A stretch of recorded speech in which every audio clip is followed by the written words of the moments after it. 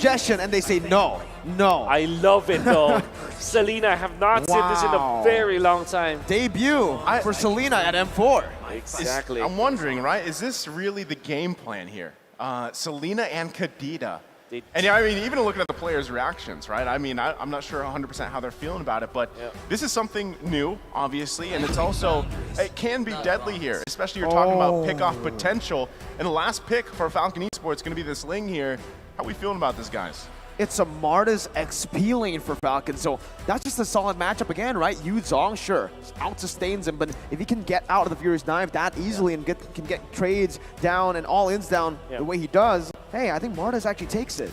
Unfortunately, the Ling is so much of a gamble, at least for Falcon, but we know that they can really profit with this. Why did they say that it's a gamble? There's so much crowd control on the opposite side. You have the Selena arrow, surely you can dodge that, but knowing that there could be other setups. Two petrifies? Two petrifies. The Kadita and the Yu Zhong, and then eventually the Paquito with the knockups that can be followed up with the Selena arrow. There's so much control that can come out of S11. That's kind of makes this Ling a little bit scary, but this is Falcon, dude. It's Falcon, dude. Falcon, dude. All right. Well, we've seen both team compositions, and it's a do-or-die situation for S11 Gaming. Match point for FALCON Esports. Who takes game number 2? If it's anything like day one, again, 2-0 all across the board. Falcon, are they going to be able to do it? Or will S11 break that curse here? Technically, the Paquito is also at a 100% win rate. And Jotun was the one who played it yesterday, too. Yeah, and I think, I mean, in terms of just the Paquito alone, being in the jungle specifically, this is something we don't see too often, right? I mean, usually it's in that side lane, but still running the high and dry here, that burst potential, that snowball potential is really good, especially when you're pairing it with a Selena pick here. You can already see even Ken going to be the focus, but gets out of there fine. Still, though, your pick-off potential with a Selena with Chan here is huge if he can land those Abyssal arrows. Yeah. You can see the vertical jungling coming out from Falcon's jungler Ken. After going for his purple buff, he went to the opposing Grammar. I don't know if that will actually give him more gold, but so far it's so good coming out from Falcon. And we know Ken, we can call him Ken the Man or Ken the Man. Hey, there are a lot of nicknames that Leo created for him. The Candy Man, the Burmese Python, I don't know. You could, or even the Dancing Peacock. I'm pretty sure if you watch that video of Leo out there, when he threw those names out there, Ken's face, just read the room. Well, going back to the game, I mean, specifically, you guys make a good point, right? The Ling is kind of risky here, but still, I think you play off the fact that you have Naomi on this Kanja again. Step in the blade. Smelled him. Johnson going to be knocked up, and that's the collapse. First blood over to Ken. Hey, that's going to be the Abyssal arrow connecting, though, as well. Chan with an amazing pickoff. Both junglers falling early on, but Ken again with another first blood, dude. Dude. The way that he pathed through the top lane, he went in for, like I said, vertical jungling for Ken, right? And then eventually, he noticed that his Crammer is just, why is it not there? Why is it taken out? So he smelled where Jotun was and then outplayed him. Unfortunately, he got hit by an arrow. Oh, yellow flash, Decimate finds Papa Dog, eliminates him. Justin also jumping with the Black Dragon form. Chance gonna fall to Naomi. Jotun, no, he does not get the turtle with the retreat, but he does get it with a punch. He will fall to the hands of Falcon, though. 1.2K gold lead. And that's massive. Yeah. That's massive for Falcon because the fight that happened didn't have any jungler around it. Yeah. But there were many kills for Falcon. And then, because of the fact that Jotun is down for 2 deaths, Ken was able to get into his orange buff, which means that there will be a big advantage between the junglers that we have right now. I mean, not only that, but the fact that all those kills are pretty spread well here. But Kai in trouble. Oh, that's a 1v1. Xyp one more hit. Doesn't go for it. Erwin jumps in, doesn't get in range. He actually went for the flicker instead of the petrify. Oh, Naomi though, he has a flicker. Interesting. Oh, Naomi. Flickers forward. Just whips Kai, takes him back down. Erwin now alone, jumps in on the Xyp. No petrify to lock him down. He also has that purify. The Abyssal arrow whiffing there, and Justin just gets out free. I don't understand why they did not go for the petrify on the Kadita. That really is trippy. And Ken already.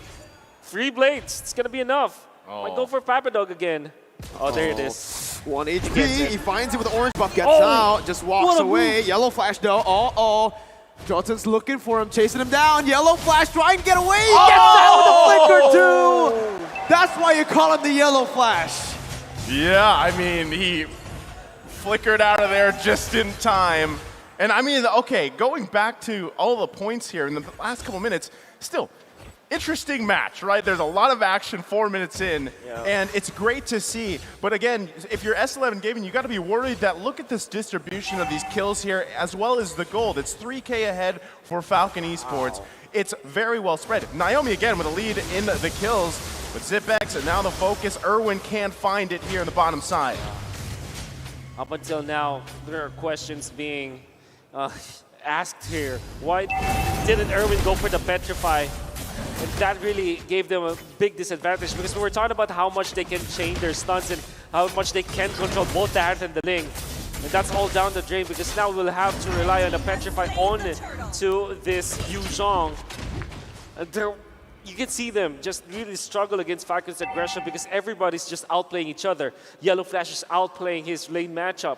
You can see Zipex just winning the lane matchup versus Kai.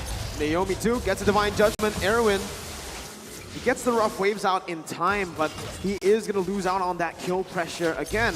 Mid lane pushed in, shoved in. That's the Abyssal Arrow connecting, and Jolton's going to be able to follow that up. Knockout strike. Chan finds that kill. Ken looking for some compensation as he dashes in. Has the time of the blades. Gets Jolton knocked up. No, he doesn't, but he does find 3 blades. Ken styling, dashing all across the place. That was clean, right? I mean, that was a great play from Ken here, and it's really tough to. That was sweet, dude. Candyman.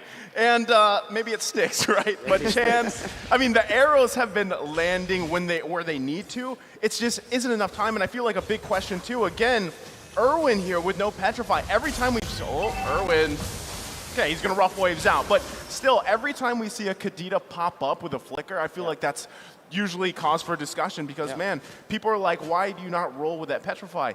Now, you have to consider the fact too, there's 2 Purifies here for Falcon Esports. That's right. So even those the CC available to S11, they've got to get through that first. Yeah, absolutely. Well, Zipex is already up with the Feather of Heaven. But the conceal play might be really bad for S11. Again, no Petrify. You can see the impact here. Ken is going to be able to actually get closer. Naomi finds the Divine Judgment. You can say goodbye to Erwin. Zipex still going through on that Zaman Force, forcing the flicker out from Chan. Ken picks up the tier 1 in the bottom lane, and it's a 4,000 gold lead, 8-2 this time around. I don't know. That's a good Abyssal Arrow, but no follow-up. That's the reason why you pick up the Harith against the carry, or you see the lane matchup really going in their favor. Papadog is going to be able to get that Black Dragon form. The rough wave stolen away by Justin means that he can get out of that.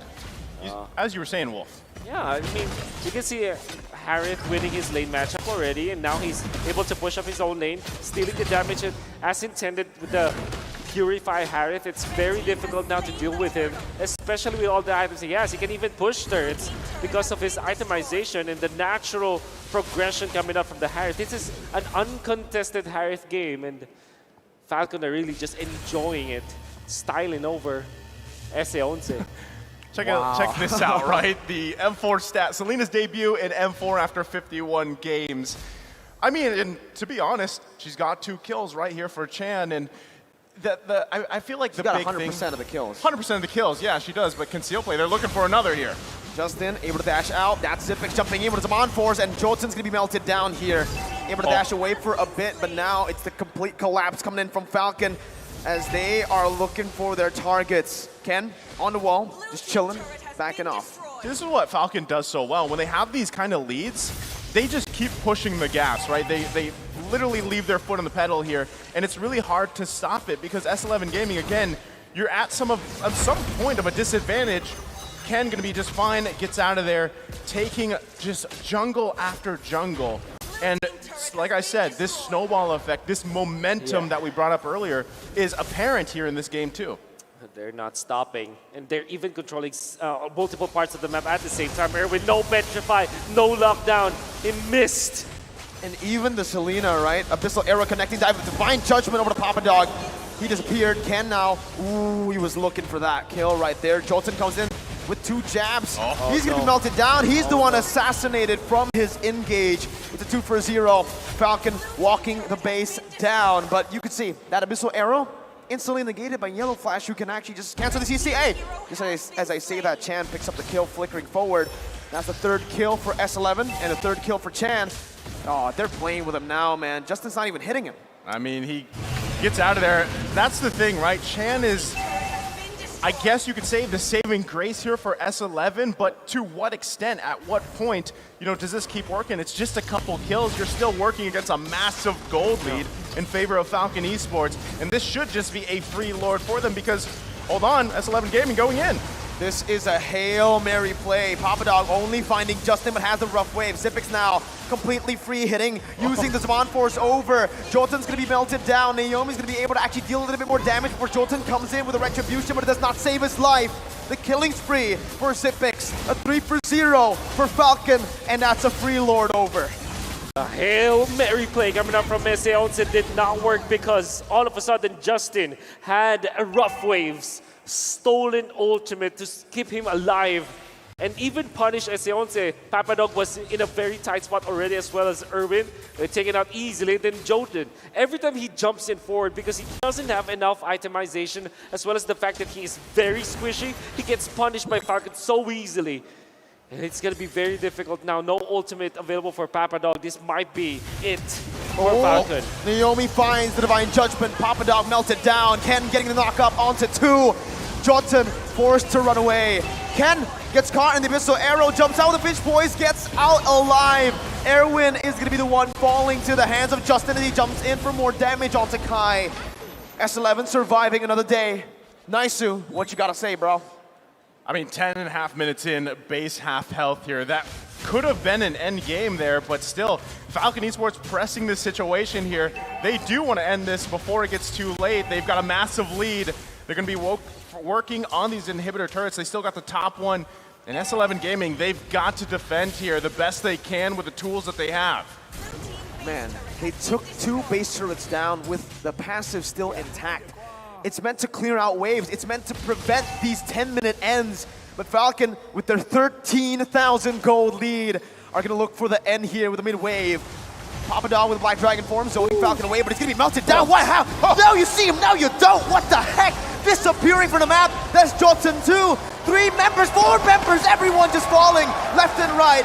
Tan able to find the Abyssal Arrow, but Yellow Flash is a bit too tanky. Falcon do not want to end. Ken wants to chase. Finally, they go in for the end, and it's a clean sweep.